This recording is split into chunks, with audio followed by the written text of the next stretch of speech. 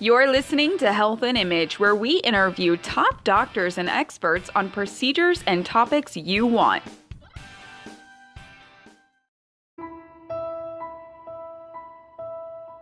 Hello and welcome back. You're listening to Houston Health and Image. I'm Stephanie, and I am really excited about this interview as we're going to be talking about a topic that I don't think enough awareness is out there.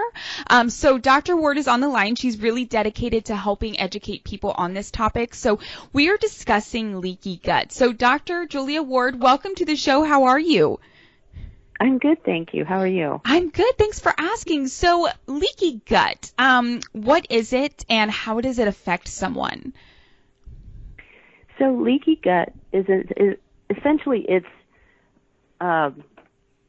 when the cells lining the gut, there's just one cell layer thick that lines the gut, and they're normally held together by tight junctions.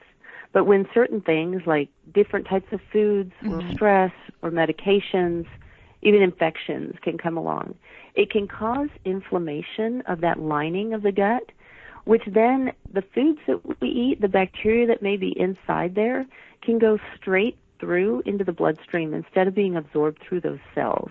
Oh, okay. So that causes a problem because then our immune system is put on hyper alert. It sees these food particles or whatever foreign particles it's not used to. And so it rouses the immune system. Over a long period of time, if this goes on for a while, the immune system starts attacking itself. And that's where we get into the autoimmune spectrum. Yeah. Usually, for whatever reason, the thyroid tends to be the first kind of on the hit list of the autoimmune spectrum. So a lot of people are having thyroid issues, like hypothyroidism. And so that's a problem. Right. But yeah. Well, that was going to be my question is, how might someone know that they have leaky gut? I mean, is that something that, there's certain symptoms that are going to show up? I mean, how might someone know?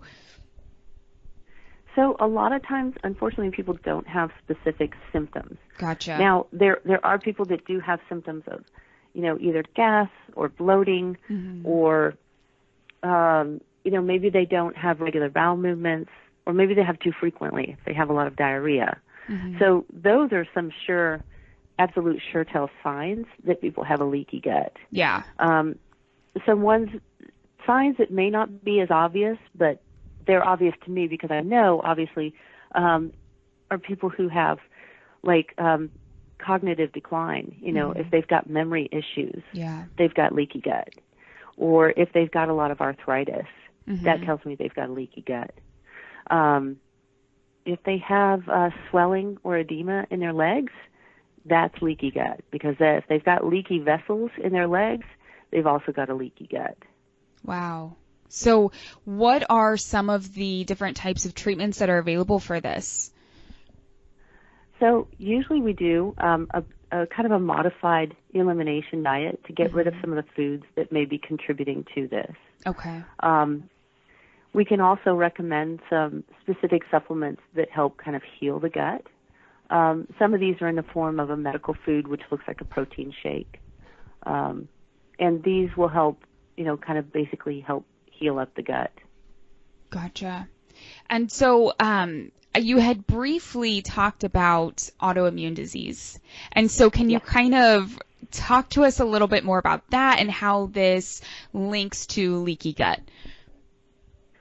So again, it sort of starts with the gut being hyperpermeable or leaky, where you've got the inflammation going on at that cell lining that's lining the gut. And when that inflammation is going on at the epithelial level there, it allows food particles and foreign particles to go straight through from the gut into the bloodstream.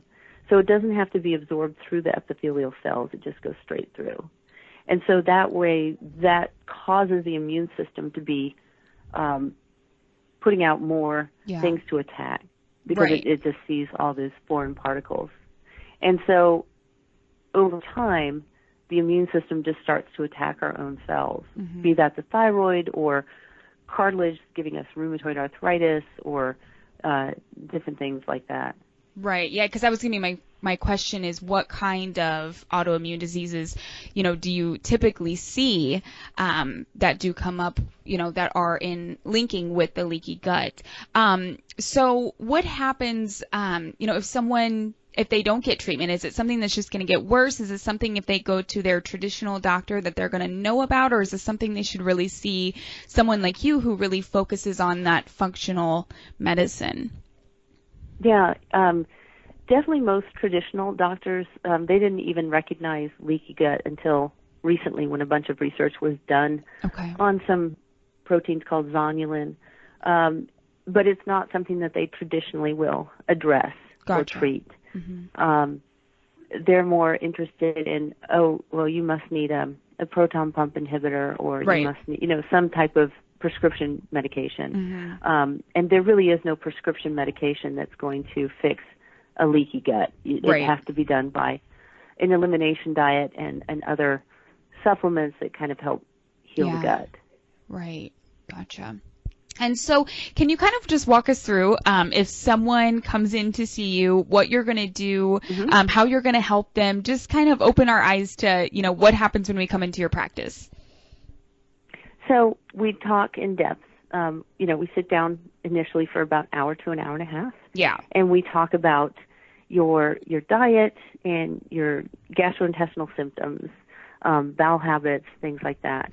And then depending on what I find in that interview, we may do a food sensitivity test, which is, so there's not like an allergic reaction, but there's different types of immune responses we see in the bloodstream. And what I'm looking for is the delayed response. So if somebody eats, like, say, white rice, for an example, and they may have a sensitivity to that, and so like 2 days later is when they would have symptoms, not immediate reaction. Like if you have a peanut allergy, you're having an immediate reaction.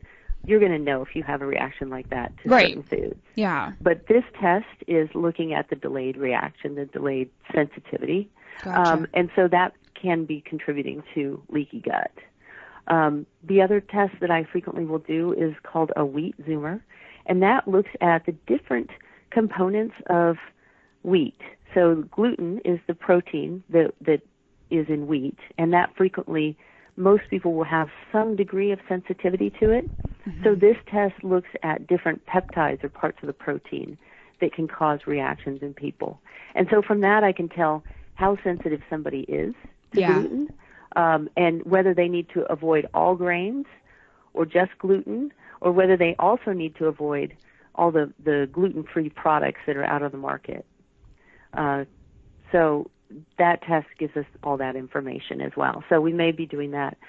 Some people may require to do a stool test, and that's where we have them send in a sample of their stool to a special lab, and they do a complete DNA analysis of their stool, and they can tell from that, what kind of bacteria they have, and if it's too much, too little, if it's not the right kind. Right. And then it looks at a bunch of different inflammatory markers as well. Gotcha. So is there anything that patients can do to prevent this, or is it something like if it's going to happen to you, it's going to happen to you? No, there's definitely things you can do to prevent it. Avoiding medications like ibuprofen, that contributes to leaky gut.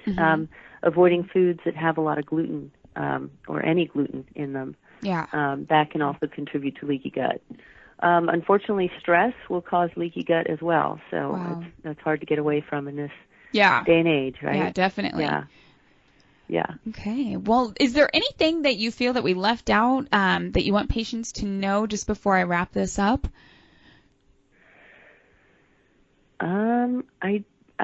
I think that leaky gut is more common than most people would imagine. Yeah. But again, because it's not, and because traditional medicine didn't even really recognize it until recently, that makes it hard to kind of get the word out. Yeah, definitely.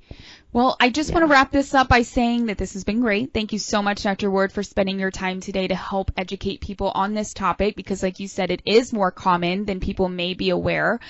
So if you have any questions, definitely be sure to reach out to Dr. Ward. She also has a free ebook on it as well, so definitely get that. As always, until next time, thank you for listening.